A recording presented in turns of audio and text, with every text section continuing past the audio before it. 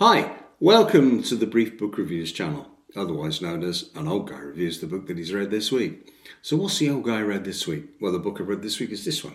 It's called Murder on the Marlow Belle by author Robert Thorogood. It was published as a hardback by HQ here in the UK on the 16th of January 2025, so hot off the press. I guess Robert Thorogood is probably best known for creating the TV series Death in Paradise and for being involved with the spin-offs from that series Beyond Paradise and Return to Paradise. This, however, is the fourth adventure for the Marlow Murder Club. It's the Marlow Murder Club mystery. The previous three were called the Marlow Murder Club, Death Comes to Marlow, and The Queen of Poisons.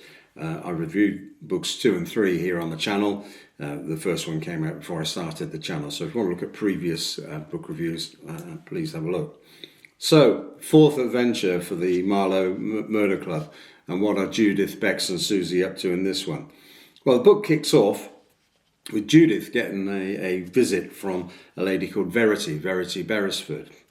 She's one of the members of the Marlow Amateur Dramatic Society, MADS, and they've just had a cruise on the Thames for the Marlow, the MADS, I'll say MADS, it'll be easier.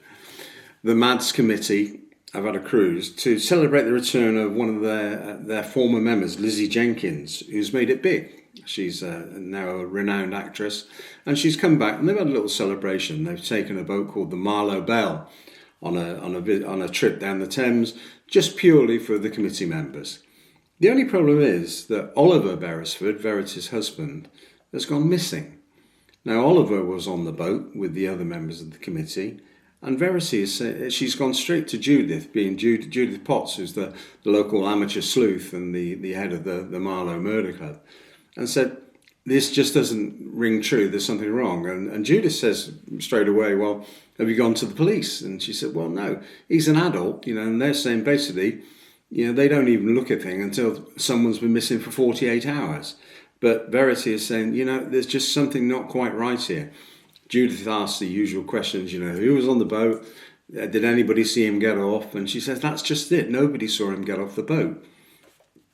And sure enough, very soon afterwards, Oliver's body is found out washed up in the Thames with 2 bullet holes in it.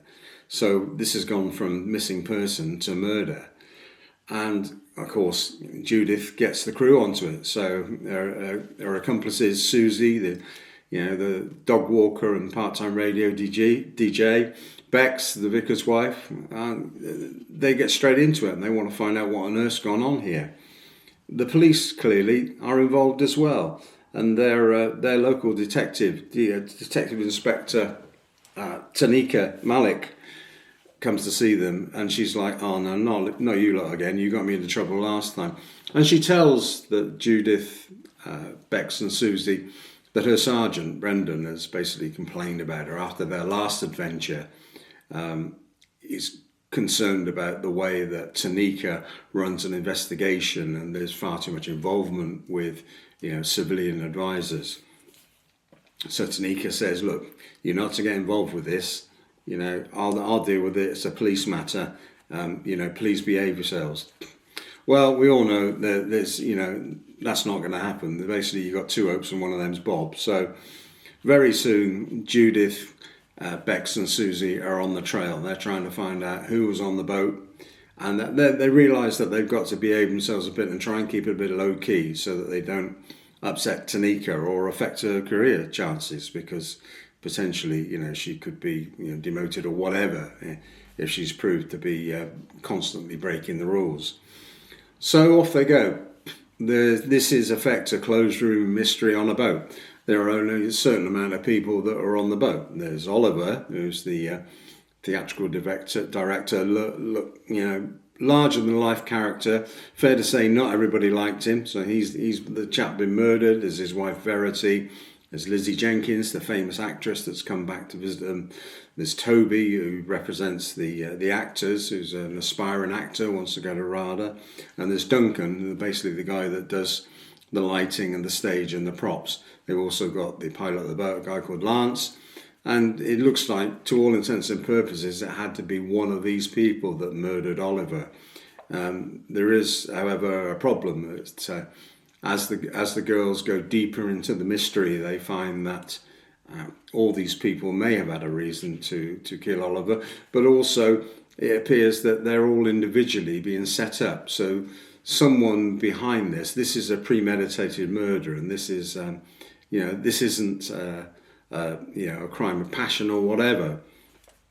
So thus the tale unfolds. We have a subplot with Becks, where her daughter Chloe wants to quit university and go travelling with a posh boyfriend called Hugo, and Bex is a little bit wary of Hugo because she thinks he's a bit too good to be true. But so we have that going on. And the good thing about Robert Thorogood books, particularly the Marlow mystery ones, is that it's not always a whodunit; it's also a howdunit, if you will, because you need to find out who's committed, the perpetrator is, who's committed the murder, but also how that person achieved it. And Thorogood writes very, very well. And this is a very engaging tale. We're taking on a few twists and turns and a few blind alleys, but you don't really guess who the perpetrator is until the very end of the book. There's also a very, very subtle cliffhanger, I guess, if you will, at the end of the book, where I think we're almost guaranteed to see another Marlow Murder Club publication.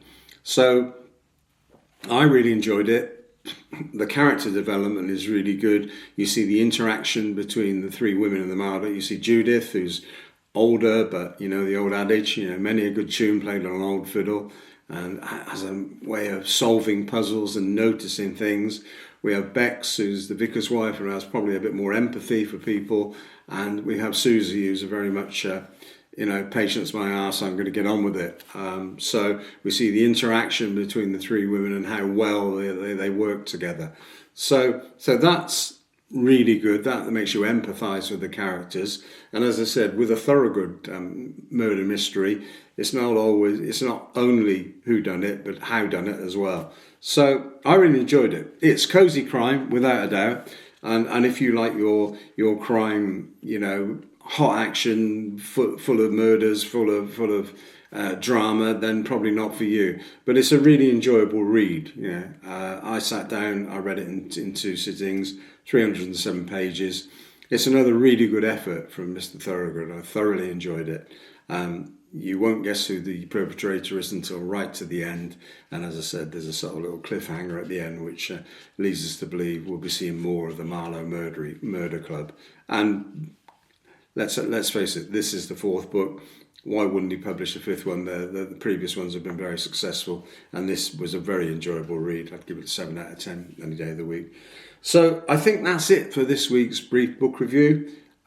Cosy crime, good murder mystery, well worth a read. 10/10 till we do it again. Thanks for watching. Bye.